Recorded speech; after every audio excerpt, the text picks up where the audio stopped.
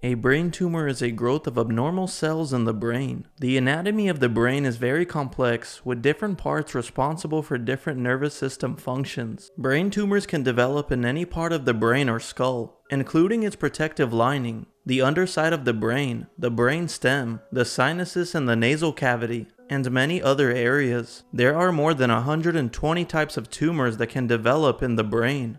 In the United States, brain and nervous system tumors affect about 30 adults out of 100,000. Although these tumors are rare, they have a profound effect on a person's actions and behaviors. The association between brain tumors and personality changes is complex. Changes such as increased aggression, violence, and depression have been observed in those with brain tumors. On August 1, 1966, a man by the name of Charles Whitman ascended the University of Texas Tower and committed what was then the largest simultaneous mass murder in American history. He gunned down 45 people inside and around the tower before he was killed by 2 Austin police officers. A day prior to his horrific acts, Charles Whitman wrote a very bizarre suicide note where he details what led him to his horrific decision to kill his wife, mother, and then commit mass murder. His suicide note reads, Sunday, July 31st, 1966, 6:45 p.m. I don't quite understand what it is that compels me to type this letter. Perhaps it is to leave some vague reason for the actions I have recently performed. I don't really understand myself these days.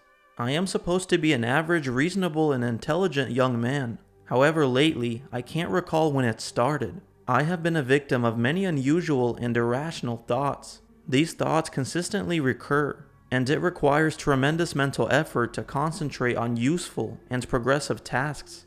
In March, when my parents made a physical break, I noticed a great deal of stress. I consulted a Dr. Couchrum at University Health Center and asked him to recommend someone that I could consult with about some psychiatric disorders I felt I had. I talked with a doctor once for about 2 hours and tried to convey to him my fears that I felt come overwhelming violent impulses. After one season, I never saw the doctor again, and since then, I have been fighting my mental turmoil alone, and seemingly to no avail. After my death, I wish that an autopsy would be performed on me to see if there is any visible physical disorder. I had some tremendous headaches in the past, and have consumed 2 bottles of Excedrin in the past 3 months. It was after much thought that I decided to kill my wife, Kathy, tonight after I pick her up from work at the telephone company. I love her dearly, and she has been as fine a wife to me as any man could ever hope to have. I cannot rationally pinpoint any specific reason for doing this.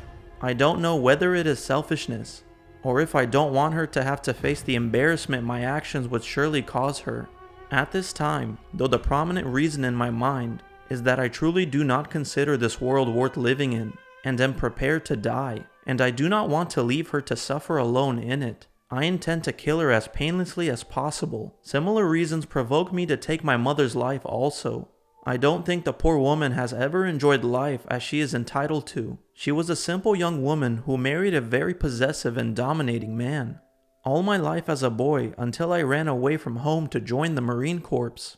The rest of the following text is handwritten and unintelligible to read. In his suicide note, mass shooter Charles Whitman requested his body to be autopsied because he felt something was wrong with him. The autopsy discovered that Whitman had a pecan-sized tumor pressing against his amygdala, a brain structure that supposedly regulates fear and aggression. According to an anonymous 4chan user, one man recalls a bizarre experience that led him to believe that there might be a connection between evil demonic spirits and brain tumors. If you think that is unbelievable, let me tell you my story.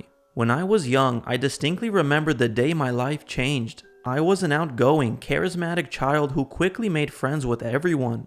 My parents even had to impose limits on the number of kids I could invite to my birthday parties, to the disappointment of many. Then when I was 11, I specifically remember not only the day, but even the very moment I lost control over the ability to speak to strangers. Nor could I even stand in front of crowds without visibly shaking in abject terror. I also noticed around this time, dogs began to attack me on sight. Not just one dog or 2 dogs, but a great many dogs. Even the friendliest of them would not hesitate to sink their teeth deep into any part of me. that I carelessly left exposed. Their owners were always flabbergasted and apologized to no end, but I learned to expect it, and I had to keep my distance from certain breeds. What makes my story even more strange was that I also distinctly remember not only the day, but even the very moment I regained control over my body. It was exactly 20 years later. I was required to give a speech, and I suffered so much mental anguish from it that I felt like something inside of me suddenly broke. That moment, whatever had been controlling my body had vanished. Within a week, the crippling fear which had previously enveloped my mind was no more. What is even more strange is that giving public speeches suddenly became my new favorite thing in the whole world. It was as if my life had returned to the state in which it was, and back when I was 11. Even dogs forgot their hatred of me. It is strange to think of it now. I can remember the feeling of losing control. It is strange to think of it now because I can remember the feeling of losing control, and I can remember the feeling of regaining it. Is it weird that I wonder maybe if I had something inside of me, something that those dogs could detect but I could not? I probably would have forgotten all of this, but for a very similar thing happening to my 4-year-old niece. You see, a family member of mine had the friendliest dog in the world, but for reasons that we did not understand, one day the dog tries to kill my niece. She was not hurt, but we had to keep the dog and my niece separated ever since. No one understood why. We still don't understand why. But something strange happened to my niece not long after this. You see, almost a year later, my niece is suddenly diagnosed with a massive brain tumor. No one believes my theory, but I can't help wondering if, just like me, something had gotten inside my niece, and the dog could sense it. And whatever that thing was inside of her, it somehow caused that tumor. I know this sounds unbelievable, but do you think dogs can sense ghosts? Or whatever that thing was inside of her and me? In some religious beliefs, dogs are associated with special spiritual virtues, and are believed to have the ability to sense demonic spirits. As it turns out, dogs can detect cancer in humans, including brain tumors, through their sense of smell. They also tend to act aggressively towards those who have brain tumors, as if they can sense something evil latched onto the person. There exists a rare type of monstrous tumor known as the teratomas. Teratomas are tumors that can contain different tissues and body components, such as hair, teeth, fat, skin, muscle, and even parts of organs. These tumors can even grow eyes, or at least parts of eyes, including eyeballs. This tumor looks like an abominable, disgusting demonic being that evokes horror beyond reason. According to secular science, the exact cause of brain tumors is unknown, but parasites have been linked to an increased risk of developing brain tumors, such as the Toxoplasma gondii. Thank you guys so much for watching. I hope you've been enjoying this series. I hope it's been fruitful and useful for you guys. If you would like to support this channel, I do have a Patreon. The link for that is going to be in the bio below. Again, thank you so much for watching. Please let me know your honest thoughts in the comments.